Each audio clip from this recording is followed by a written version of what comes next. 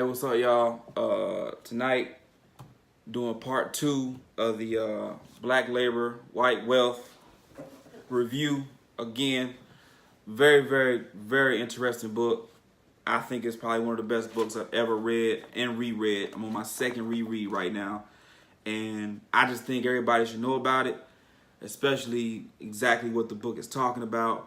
And tonight I'm going to go over the power basis because it's in a very, very, very important chapter.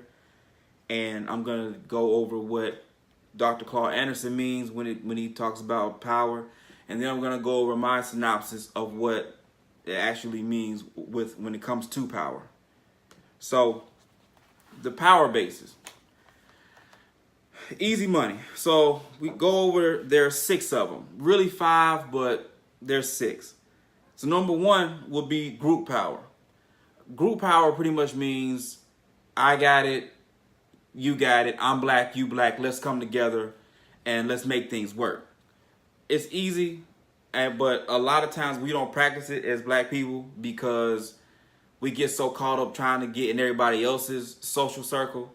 We try and put ourselves with Asians. We try and put ourselves with Hispanics. We try and put ourselves with everybody else.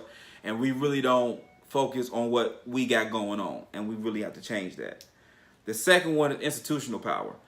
That's pretty much the same people who put together the group power. They've now made money. And now the money that they've made is now just being used for their social circle. And this happens a lot. And we see it so much because it's a lot of times that we can't get jobs because there's somebody else is holding down the job, or a job has already been placed on hold for a family member. And that sucks. Number 3 is wealth power. And that's pretty self-explanatory, but to even dive deeper into it is the group power has made institutional power, and now they have all the wealth. A lot of people don't know that 83% of the wealth in this country cannot be touched by people who look like me and most of the people who are going to be watching. And if we really want to put numbers next to it, this country is only 12.5 to 13% people who look like me and the people who are going to be watching the video. A lot of times, a lot of people don't know that because they like to hit us with the black on black crime. It kind of makes no sense because black people live next door to black people. It just happens. People are tribal. That's what we do. White people kill white people. But the argument we face a lot, especially with the opposition, is, okay, so black people kill black people more than more than cops kill black people. That really doesn't make any sense. And the reason why I say it doesn't make any sense is you're making it seem like we're just killing off each other like nobody's business, and we're really not. It should not affect the police killings should not affect what goes on in our community, because it wouldn't if it was in any white neighborhoods, and that's just statistics because white people make up 72% of this country. But I'm going off track. I'm making a left turn. I'm gonna get right back on it. When we're talking about wealth power. 83% of the wealth in this country cannot even be touched by people who look like me and you. The reason being is that's called intergenerational wealth. Intergenerational wealth is so much of a power base in this country, and we're talking about the power chapter of the book. It's such a power base in this country, we can't even function around it. African Americans only make up 0.2% of the wealth in this country. And that's Beyonce, that's Jay-Z, that's Diddy. And that's pretty much all you can name. Or you can throw in Oprah there for good measure. But if you really think about it, and I would try and throw in Michael Jordan, but he doesn't even own his name. He literally sold the rights to his name so that he can have the fame that he has. Because they sell us fame a lot, but they don't give us a lot of revenue because of it. So that's just wealth power. Numerical population power. Again, I say, that is the sheer numbers. Don't ever get it misconstrued or get it twisted that we're just 12.5% of the population of this country of America. 13% as of 2018. We don't even have the numbers to be as disruptive in this country like we're told we are.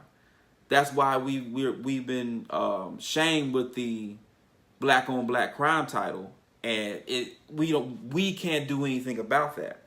So just the numerical population power alone, we as African Americans, black people, we don't have it. So I'm not gonna end this on a negative note.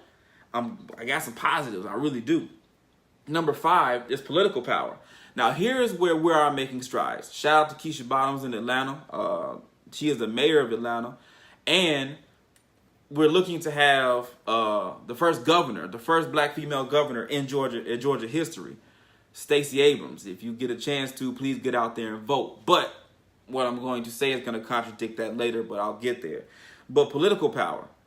Politics are politics. There's only so much that they can control. So when we look at a Keisha Bottoms and we say, okay, she's the mayor of Atlanta, we want her to do so much, but the money that she has to raise to do the things that we want her to do is tied up into the other four spaces in the power system: the group power, institutional power, the wealth power, and the numerical population power. She doesn't have the numbers to do it. She doesn't have the wealth background to do it. She doesn't even have the institutions that are going to assist her to do it. And that's where number 6, illusionary power, comes in at. And when I say illusionary power is, if I give you a title, case in point, Omarosa. Hey, her situation is her situation, but she's a great example for what I'm talking about right now. Illusionary power. If I give you a fake title and give you the money to go along with it, you mean nothing to me. As her wealth power means nothing because it's not enough wealth accumulation to be able to move anything. Omarosa made $180,000 a year. Now that sounds like great money, but what did that money really do other than just fund her pockets? She didn't do anything with it. She didn't open up a school. She didn't make sure kids, got free lunches for a year. She didn't pay for anybody to go to college. That's where the intergenerational wealth comes in at, and that's where the wealth power base comes in at. And that's where illusionary power comes in at as well. Illusionary power is pretty much you voting, because I know a lot of people say, well, if you get out there and vote for the candidate that you want, you can make a difference. Well, you're voting pretty much for the candidate that they give you, because we all know when we were voting, I think one of the best jokes that were ever told was, I wanted to vote for Hillary Clinton, but I didn't feel as good as I was supposed to feel about voting for Hillary Clinton. And I felt the same way. I so much wanted to vote for Hillary Clinton and know that I was doing such a good thing. But her history spoke for itself. Who she is as a person speaks for itself. Her track record spoke for itself. I wanted to, hey, what's up, Jarnisha? Hey, I wanted so much for there to be a candidate that I can get behind and that our generation can get behind, because I'm really doing this for our generation, because there's a lot of things that we just don't know, and I want us to be able to have the stone cold conversation and know what we're talking about. So back to illusionary power.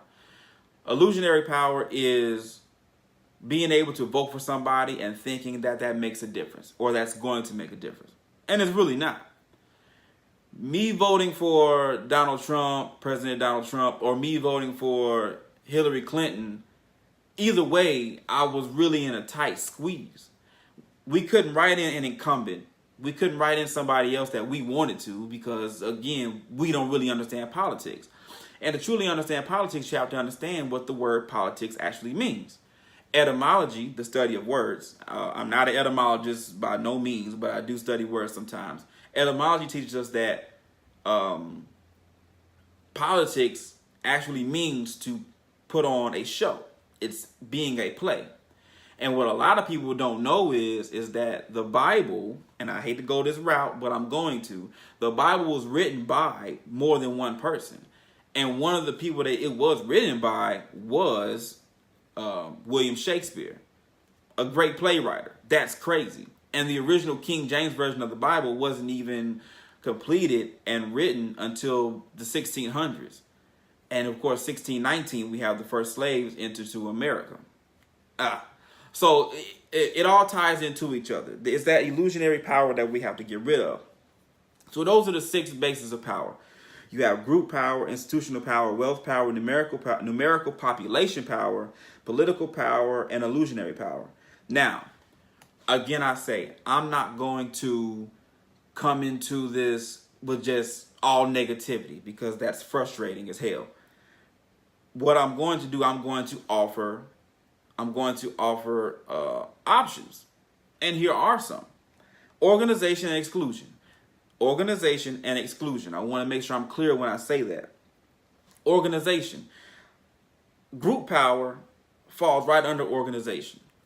The reason I say that is when you have group power, you have a group of people who are trying to go to a specific goal. They're pooling their resources and talents together to get to a specific goal. If 20 people want to go to Cancun, they're going to all work the amount of hours they have to work, put their money together to get a group rate. It works just like that, not only in politics, but in money management. So when we're managing money, when we're trying to do the group power thing, we have to take all our talents, we have to take all our money, we have to take all our resources and put them together. And that's why that's why a lot of people call for boycotts of a lot of things. We want to boycott the NFL because what they did to Colin Kaepernick was wrong. We want to boycott Papa John's because we recently found out that their owner, Better Ingredients, Better Pizza, is a racist bigot. So we want to boycott these companies, but what are we really boycotting? And when we do boycott, what are we showing that our dollar can do? Well, if you think about it, like I've said before, African Americans can be the 9th or 10th richest country in the world if we just pulled all our money and spent money with each other. 9th or 10th richest country in the world if we just put our money together. Just us. We spend over $4 trillion a year in this country by ourselves. 4 trillion. Let's put that in perspective. We could pay off the national debt, the American national debt, in 2 years and be in a surplus if we just use our money. And when I say our money, you know what I'm talking about. But we have to separate ourselves from their way of living, the westernized way of living. A question was posed to me today. What about education? Now, there's 2 parts of education. And I'm going to show you how education is somewhat of a racket. And I'm going to go right into that so you don't think I'm going to waste your time and make you wait for it. When I say education, or when we're talking about education, are we really talking about arithmetic? Are we talking about reading, writing, social skills? No, we're not. We're talking about a college degree. Now, what does that college degree guarantee you? We found out in 2008, 2009, years that we were graduating, that a college degree really doesn't mean anything. It means that I went to school for 4 years, I sat still, and I worked a little bit, and I Googled the hell out of some stuff, and now I have the opportunity to make some money. Now, I want you to realize what I just said. I have the opportunity to make some money. I have the potential, because all a college degree really does for you is increase your earning potential. It increases the ability of the money that you might be able to make. I'm not knocking anybody who's going to school. Congratulations. Hey, I'm proud of you. Keep doing your thing. What I'm saying is, when you get your college degree, what do you do with it after that? Because you can have a college degree in human resources and management, but then what? There's always a then what conversation. Because we know of a lot of people with college degrees, associates, bachelors, and masters who are managers at McDonald's. And again, I'm not knocking that, because get your money, boo-boo, get your money. But we also know some doctors who are drug dealers because they know how to make drugs now. They're chemists. So what is that sheepskin really doing for you? It's helping your earning potential. When I say education, when I say educate your young people, I'm talking about reading, writing, and arithmetic. There is no way in the world a 4-year-old should know what McDonald's is before they're able to write their name. But so many times we have that going on. Our children know BS before they know what a BA is. And we have to get rid of that notion. We have to change the narrative little by little. And that's where the intergenerational education comes in to get intergenerational wealth. So when I talk about organization, we have to understand that we have to take totally away our talents and what we're so good at. We have to pull that, put it into one area, and we have to push that on to our children. Quick side story. The Moorish people, the Moorish warriors who ruled the earth for 700 years. A lot of people don't know that. Black people ruled the earth for 700 years. I want y'all to understand that slavery is a little, itty bitty part of our history. Little, small, so very small. The Moors ruled the country, ruled the world for over 700 years. But do you know why they were able to rule the world for so long? It wasn't because that they were the biggest, the strongest, and the fastest, even though they were. It's because when they went to war and dominated another country, they didn't totally go in and destroy the infrastructure. War was almost gentlemanly enough to where you kill enough of their people and they say no mas, okay? It's over with, you got it. But after that, the Moors understood that being human was more important than boasting about your win. So when they greeted each other during the day, they would ask the question, how are the children? That was the first and only question that they asked. How are the children? They were so focused on being human beings that they were able to rule for the longest time. So we have to get back to that. We have to get back to understanding what the children mean to us intergenerationally. Now, with that, we have to understand what the women mean to us. Our biggest resource as black men is one thing and one thing only. It's the black woman. Point blank, period. She is everything that we have. She has everything that we need.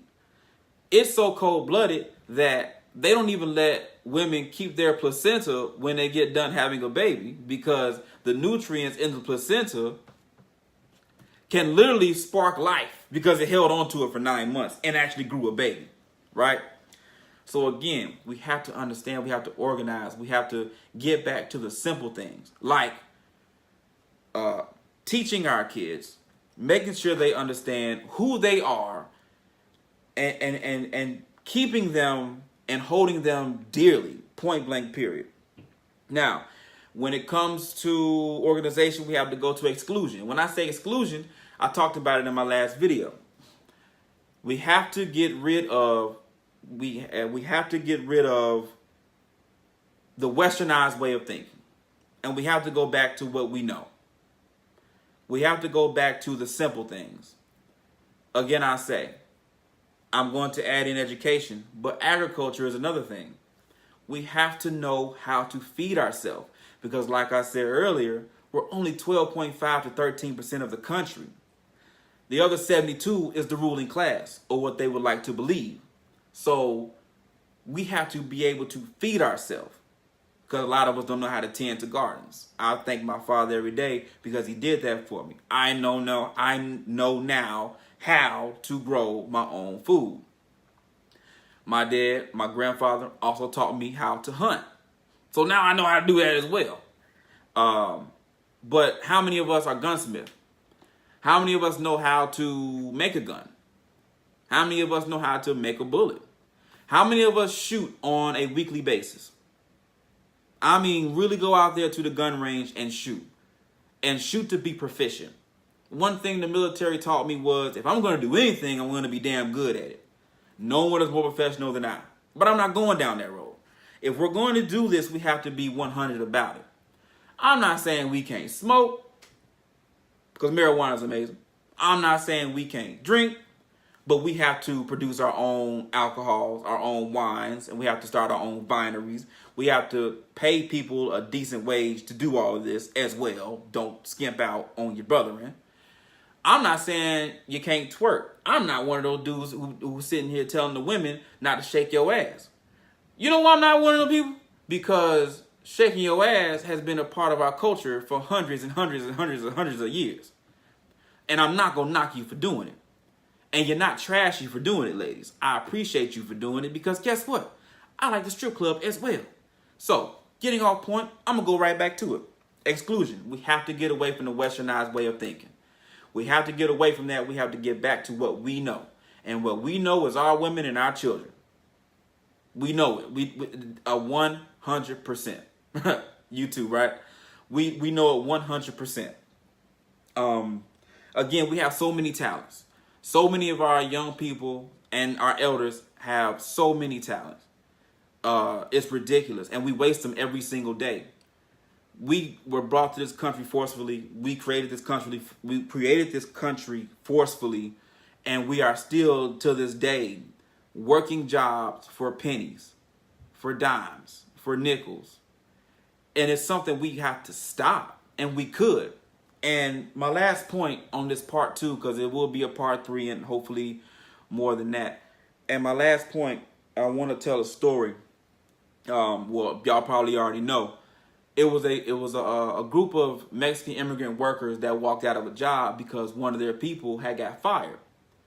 And I want us to really think about that. I want us to really think about that. What would happen if we did that? What would happen if somebody got fired unjustly from your job and everybody that looked like you walked out on that job? And do it on a major level. Do it at a corporate level. Do it from the top to the bottom. Because we have a lot of CEOs. We have a lot of CFOs. We have a lot of high management, mid-level management. We have a lot of that going on in this country. We got black generals. We got black sergeant majors. We have black NCOs and officers. What if somebody was unjustly done and we walked off? What if, and I'm not trying to start no riot, but what if we as people knew that a system was so corrupt and unjust that an entire prison did that? An entire prison just walked out. I'm not saying let go of the crazies and the murderers and the rapists and the child molesters. We need to do something completely different with them, okay? But I'm saying the people who are in there for 25 years for having an ounce of weed on them, the people who are in there for a rape charge that they didn't do because they were in the wrong place at the wrong time, people who are locked up because a racist bigot pulled them over and they didn't comply the way they were supposed to.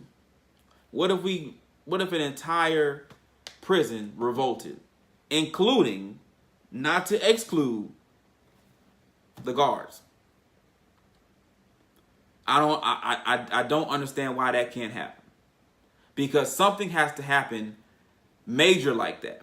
Because as long as we continue to ask for liberty, no, not even liberty, as long as we continue to ask for freedom, you'll never get it. If you continue to ask your mom for a cookie, eventually she's going to tell you to sit your ass down and shut the hell up. And we've been told that so many times.